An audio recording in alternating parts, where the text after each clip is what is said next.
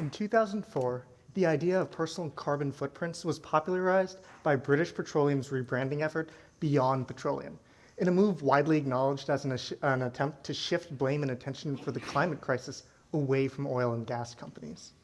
Presumably, the theory was that if people spent more time worrying about leaving the AC running too long, they'd be distracted from effectively regulating and penalizing BP's massive contribution to the rising global thermostat. But even as at like a larger scale, industry and policy are moving more towards a drill baby drill mentality. Smaller scope carbon accounting, like we're working towards at Riverdale, still makes a difference. So back in my sophomore year, I was talking to a family friend who had recently gone into the sustainability field, and I wondered, Riverdale really likes to be at the forefront of basically everything, be it educational techniques, technology, or in this case, sustainability. I did some asking around, and it turned out that Riverdale was not carbon neutral or under any other flashy climate title, but we were starting to turn some bureaucratic wheels towards sustainability efforts. And that really starts with carbon accounting. So what is it? Carbon accounting is the process of tracking and estimating either an individual's or an organization's output of greenhouse gases, or GHGs.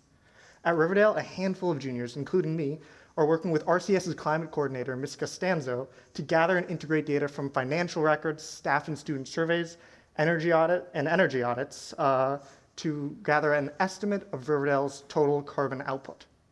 Now, in and of itself, just knowing how much carbon we release seems useless, aside from allowing more precise organizational climate guilt.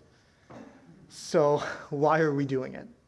Knowing how much we release acts as a foundation for reducing our carbon footprint. Carbon accounting is essentially the dirty work of sustainability. For every wide-angle drone shot of a wind farm out there, there's dozens of interns, activists, and in our case, students, sifting through purchasing spreadsheets and manually counting refrigeration units. We use a platform called SciMap to input our collected data and calculate carbon estimates of what we emit each year. Getting these GHG estimates lets us set specific, realistic goals for carbon emissions reductions that we can concretely measure and compare to our original baseline. Like BP's semi-sincere Beyond Petroleum rebrand, it's really easy for emission reductions initiatives to slip into a bare minimum advertising trick to reel in consumers. For schools, however, this sort of greenwashing thing is what we're going for. The impact of our climate efforts comes way more in the form of messaging and education than the actual small-scale carbon reductions themselves. Instead of oil companies preaching ideas, educational institutions can use their role as disseminators of new ideas to effectively set examples and spread the importance of sustainability to the rest of society as a whole.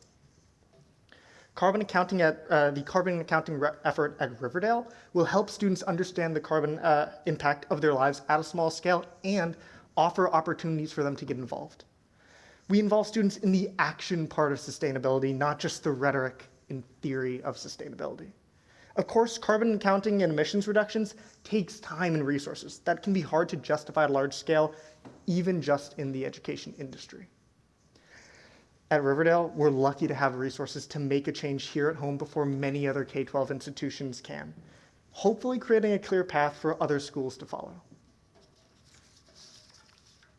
In the end, we can focus climate messaging on integrated action and education and emphasize potential for change, shifting away from the accusatory or personal blame-focusing messaging that perhaps BP would like us to highlight.